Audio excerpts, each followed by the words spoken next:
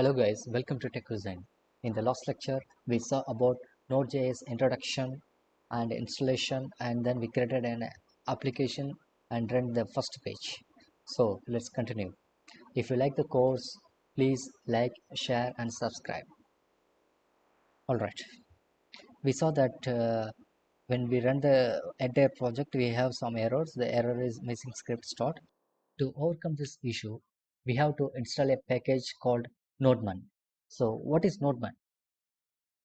Nodeman is an NPM package that helps Node.js application to automatically restart when there is change in the code. You don't need to save the file again and again to see the changes.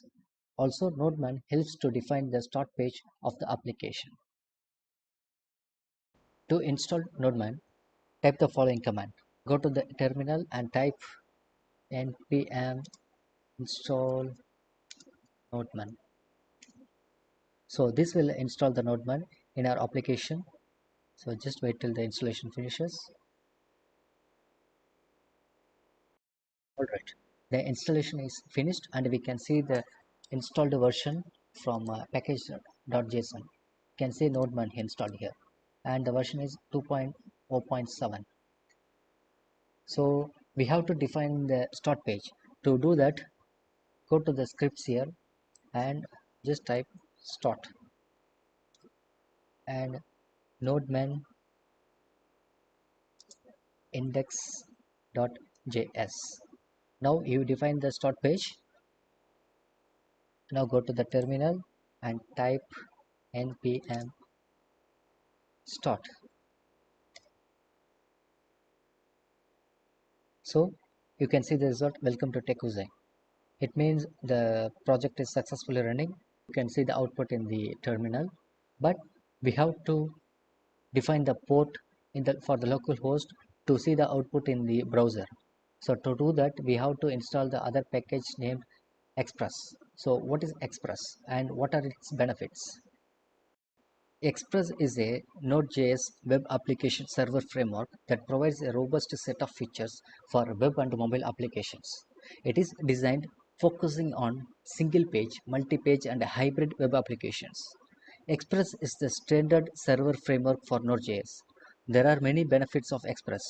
Currently, we use it for hosting the local server. First, we need to install the Express. So to do that, we have to go to the terminal. As the terminal is it's running, we have to close the terminal by Control C. So it's closed, so we have to install the Express.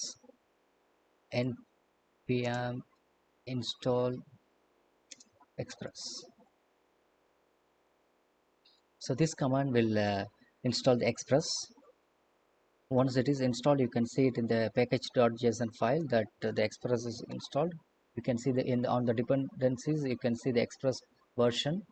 So 4.17.1, that is the latest version. So it means the Express is installed. Now we have to import the Express.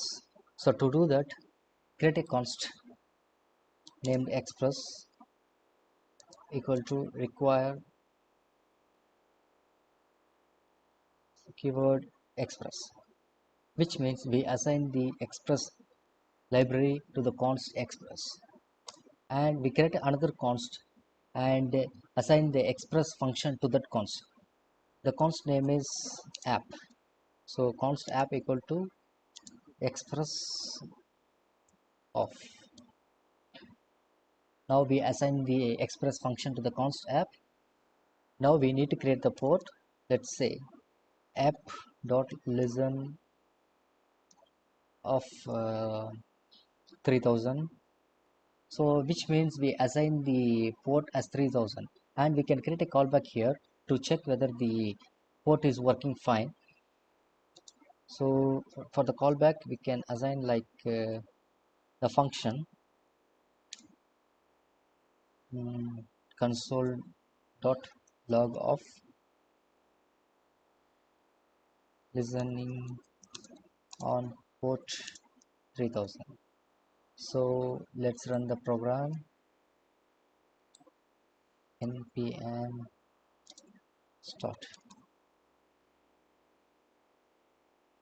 Okay, so now everything is working fine, and we can see listening on port 3000.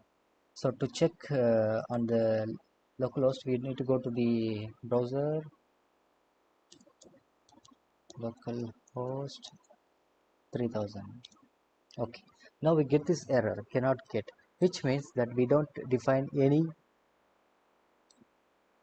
method.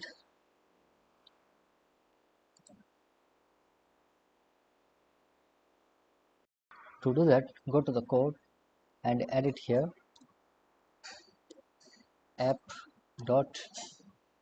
You can see HTTP methods here like get, post, put, and delete. So now we are using the get. This method is provided by using the express.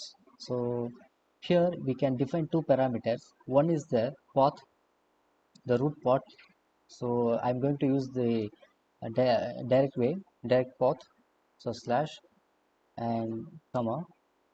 So we have to define the callback here. So the callback is request comma response and a function.